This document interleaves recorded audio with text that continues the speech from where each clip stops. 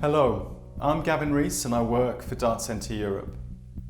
This is the latest in a series of videos that focus on the challenges of working with traumatic content during this time of COVID-19. The Dart Centre is a network of journalists, filmmakers and psychologists who believe that the latest insights from trauma science can help journalists cover violence and tragedy more effectively and more safely. The topic of this video is resilience and how editors and managers can support their teams. First things first, journalists are by and large highly resilient professionals skilled at covering tough emotional stories. But both professionalism and pre-existing experience don't by themselves make any one of us immune to the possibility that stories we're working on could affect our mental health. This is all the more so now with the prevalence of COVID-19. And so what kinds of risks are we talking about? Wherever media workers are directly caught up in a situation which involves death, injury, sexual violence, or the threat of any of those things, don't forget online harassment. That's something which can be particularly vicious towards women. Then there are the more indirect risks, such as vicarious or secondary trauma. This can occur whenever a journalist is working intensively with traumatic imagery or harrowing testimony. Think of it as the drip-drip effect of continually working with disturbing content. An added factor in this is the aggravating impact of something that's called moral injury. This is complex. That's what happens when people's basic beliefs in the world being just and fair are violated. That may explain why we're seeing an increase in mental health related issues among content moderators and fact checkers. Newsrooms at this time are trauma-facing organisations. Indeed, they always have been, but they haven't always been trauma-aware. A trauma-aware newsroom is one where everyone understands two key things about distress. The first is that experiencing distress isn't a sign of weakness. Rather, it's an inbuilt design feature of the human condition. As journalists, we need to be able to feel what's going on in order to connect with our sources and understand what's happening to them. The second is that distress by itself isn't in any way a sign that anybody is going to be psychologically injured by something. This idea that distress is somehow bad, shamey, and potentially automatically toxic leads people to kind of cover up things and cover up their reactions rather than exploring ways of managing them more effectively.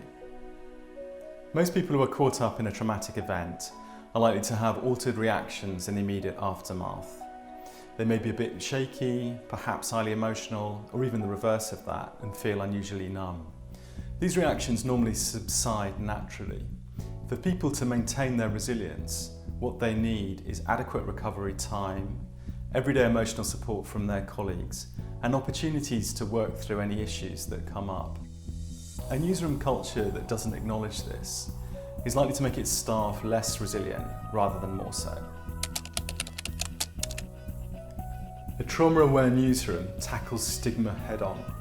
It has a clear policy that no one will be punished for experiencing distress or needing support of any kind for a mental health related issue.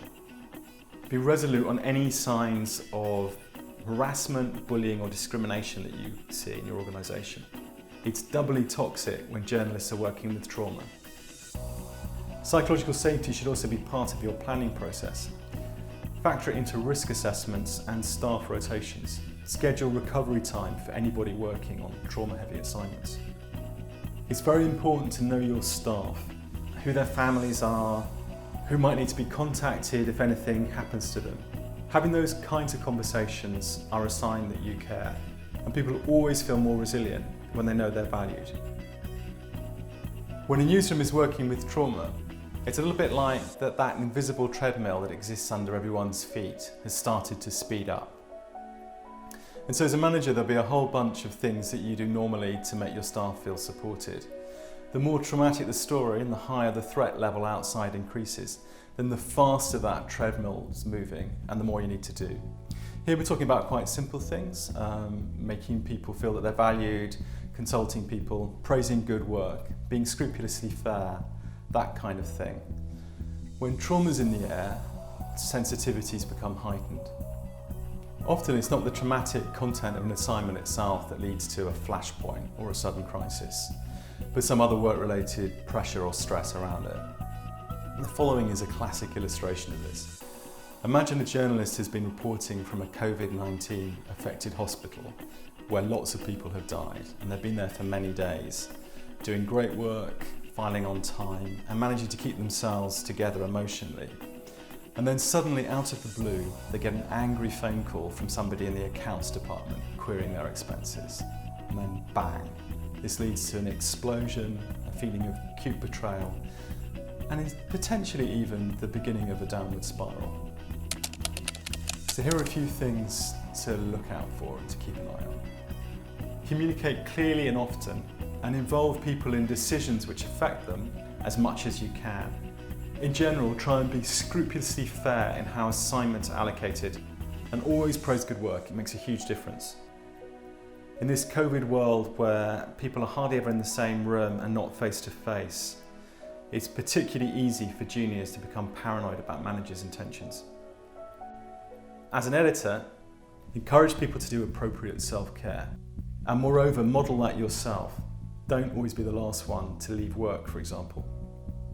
Sometimes criticism is needed, but do be careful about its timing and how you deliver it. Where disagreements arise, to focus on the mission rather than the personalities involved. This has been a short video, and there's only so much detail that we can discuss here. The Dart Centre has been working on these issues for more than 20 years now. And so please do check out our website for lots of resources on trauma awareness and education, and also on peer support. That's how an organisation can create a culture where staff know how to support each other and look out for warning signs. One last thought on this. Being in charge and being responsible for others can be a burden in itself, and so please do think about your own self-care as well, and also try and find whatever opportunities you can to talk through these issues with other leaders. The Dart Centre website again, found at www.urednici.com.